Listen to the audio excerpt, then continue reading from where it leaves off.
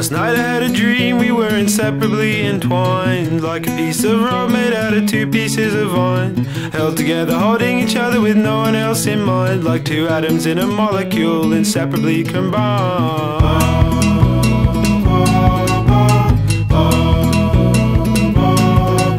But then I woke from the dream to realize I was alone. A tragic event, I must admit, but let's not be overblown. I'm not trying to write a love song, just a sympathetic moan. And maybe I just need a change, maybe I just need a new cologne.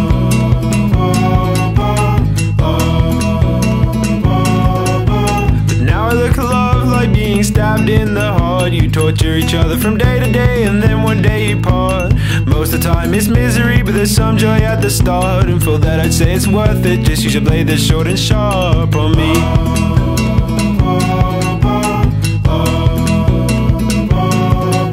And if love is just a game, then how come it's no fun?